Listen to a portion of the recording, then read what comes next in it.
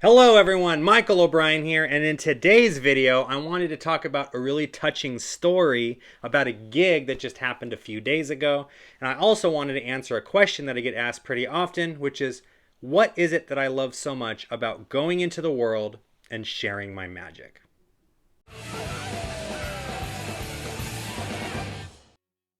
Hello everyone, and welcome to a new episode of Advice for Magicians, where of course the goal is to help you all to take your magic to the next level.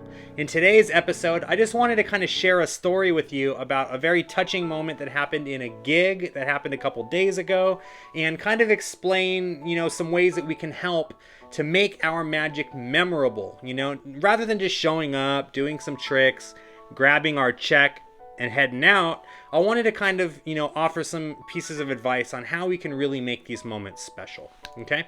Before we do that, though, just a couple of announcements. If you have not already done so, make sure to click the subscribe button, and don't forget to ring the bell. That way you will know every time I upload a new video.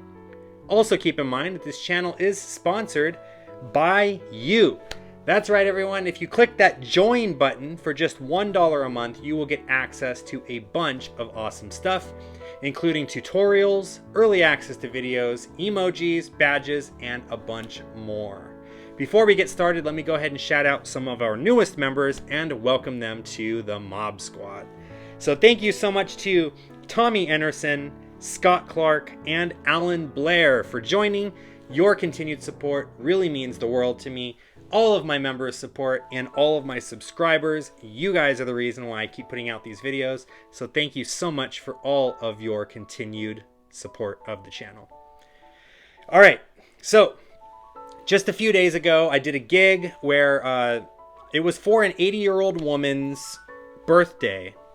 And her son, the client, the one who booked me, reached out to me and said, we actually want to surprise my mother. We closed on, a new home for her, and I wanted to do something kind of special. I thought maybe if you could figure out some way to give her the house key, maybe make it appear in a magical way or something, right?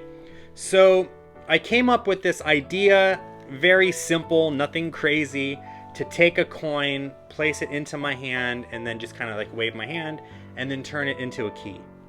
Really simple, right? From a technical standpoint, nothing crazy. So he books me for the show. I arrive. We kind of work out ahead of time what's going to happen. We exchange the code words and stuff. When I do this, this is when I'm about to, turn the coin into the key and all that stuff. So I get to my closer. I pull out my little purse. I do a 4 coins across kind of routine. And then I say, but one of these coins is actually very special. Not even special for me. It's actually very special for you. Do you happen to know which one it is? She looked at me kind of confused, like she wasn't quite sure, what I was talking about. And I said, one of these coins is special. Which one do you think it is if you had to guess? So she pointed to a coin. I picked up the other 3. I put them away. And I took that coin and I just put it into my hand like this. And I said, like I said, this coin is very special for you. Do me a favor. Go ahead and wave your hand over mine just like this. So she does that. And then very slowly, this is the slowest burn that I've ever done. I milked this for as long as I could and literally just...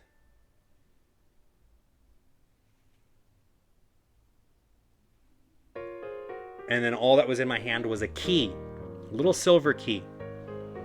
So she looks like, okay, that's kind of weird, right? Why is the coin a key now? Someone in the audience made a sarcastic comment like, oh, that's probably the key to his new car or something. And I was like, yes, but it's not for me. It's something special for you. And she asked me well, what is the key for? And I'm like, I'm not sure, but it is for you. I hand it to her and I look at her son and I say, Shay, do you know anything about this key? Maybe you can kind of explain it.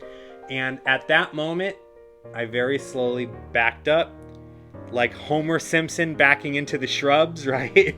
And I faded into the darkness. I let Shay go to his mom, and he said, that home that you really wanted, we closed on it. It's yours now, and this is the key to the house. And in that moment, she broke into tears. She started bawling. She gives him a big hug. the rest of the family comes in and bear hugs and, does like a whole oh moment, and they all kind of crowd around and all that stuff. And it was really emotional, and I started, my eyes started tearing up, and, I'm a big softie for this stuff. So my eyes start tearing up and all that. And that was it. That was the end of my set. I didn't come back out and take a bow or anything like that. I faded into the background. That was a big emotional moment. They were talking about it and, hugging and stuff. And for me, that's what it's about. So this question that I get asked often is, why is it that you go out there and you do magic? And for me, the magic itself isn't the important part. It's letting people walk away, feeling something, whether it be joy or, some kind of emotional thing, people let go and just start crying because maybe the magic tugs at their heartstrings, or, something like this, where it's a mother and her son and they're sharing this, beautiful moment together. That's the kind of stuff that I really enjoy the most. It's not about the coolest new card trick or the latest, gimmick that's come out, or, how cool the method is or any of that. In this case, the method was literally just putting, a coin in my hand and then opening it, and now there was a key. The most basic thing ever, right? So, but it was the most powerful thing in that show that I did. And I did all of my good stuff, right? I did my Venom Cube.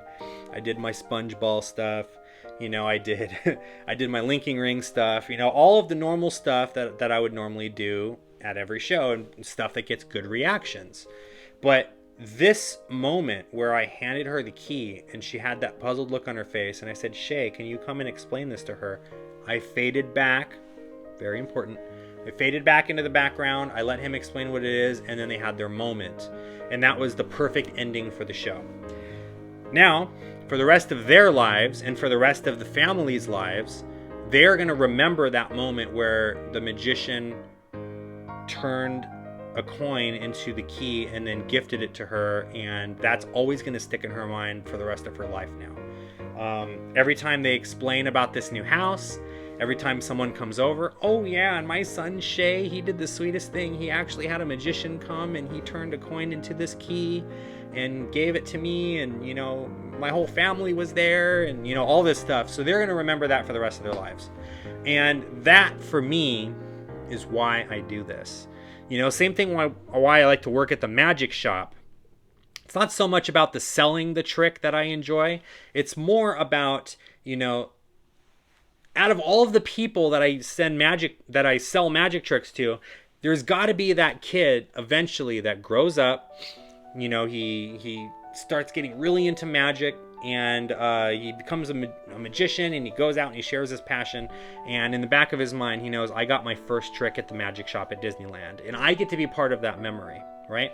So that's what I love about doing magic. I love being part of these special moments that will live in people's minds for the rest of their lives.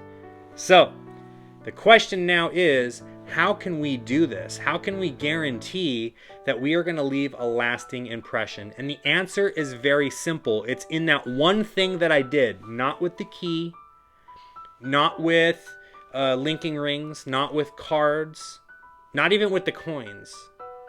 The thing that I did was fade into the background and let the moment be between the people that care most for each other.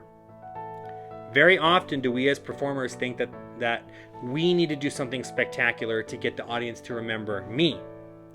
The audience isn't going to remember, oh, that was a really cool thing he did with Pokemon cards. I mean, they might, of course, but it's not about that. It's about what they felt.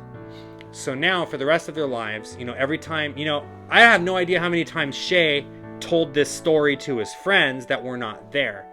Yeah, man, it was so cool. And, oh yeah, I gave my mom the key to the house. In fact, we had a magician actually come over, funny story, and he turned a coin into the key and gave it to mom, and she had this puzzled look on her face. And then I walked up to her and I told her what it was, and she just started crying, and everyone was all emotional.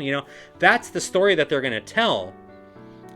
So all of the magic that builds up to that moment, all of it is a means of storytelling. they're going to remember these moments, these key moments that stick out to them. Key moments, get it?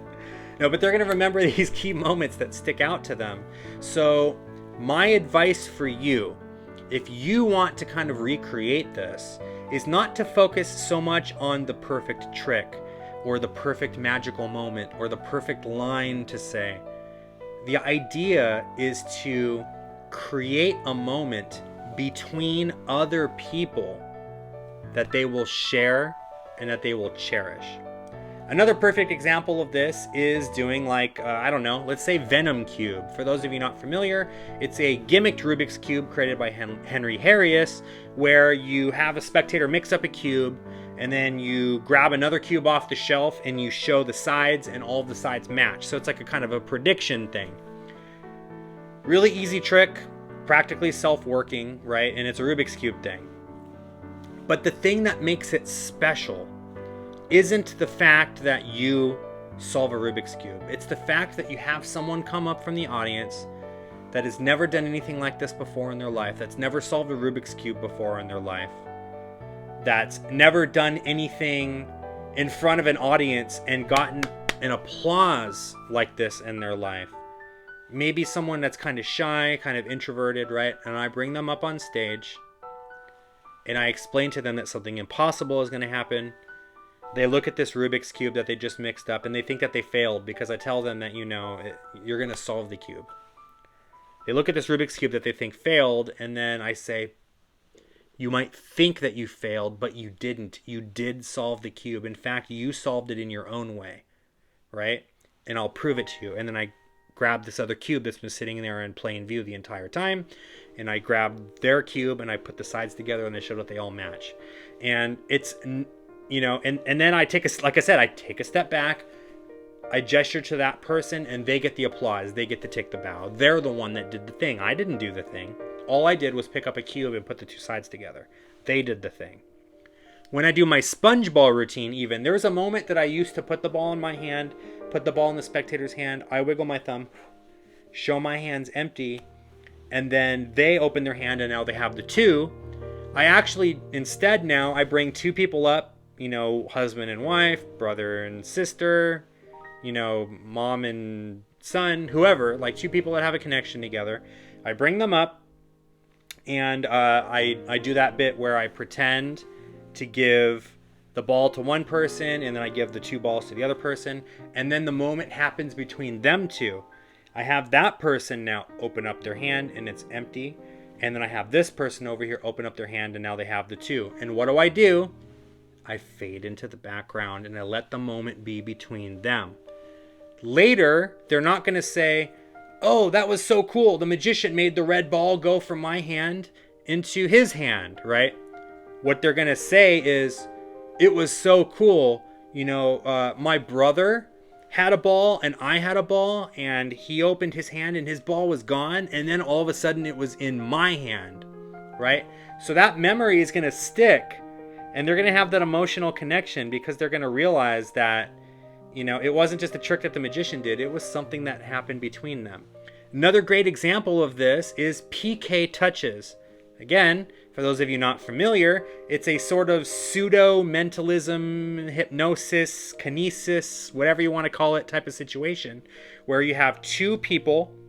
Typically, if I ever do this, I have two people that, you know, have a strong bond together. Again, husband, wife, you know, a parent and a child, or a brother and a sister, whatever, right? I bring them up. And essentially the way that the trick goes is you have one person close their eyes, and you do something to the other person, and that other person feels it. So maybe I take out a little feather and tickle their nose. I tickle the person's nose over here, and then this person feels it, right? And so I'll say, like, I'll tell the person who I tickled, shh, don't say anything. Other person, with your eyes still closed, did you feel anything? And they'll be like, yeah, I felt a little tickle right here on my nose, right? And everyone in the audience starts freaking out. These two start freaking out because they're like, wait, you didn't touch me? And I'll be like, I didn't touch, and I'll be like, did I go anywhere near that person? No, I did not touch them. What did I do? And then the sister will be like, he tickled my nose with the feather. And the moment is shared between them. It's not about me.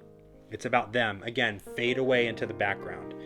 If you can fade into the background and still, be able to elevate that moment, that is when you are going to truly connect with your audience. It's not about you.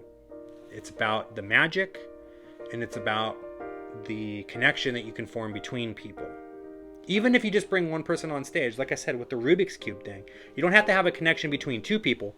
The connection can be between the spectator and the audience, right?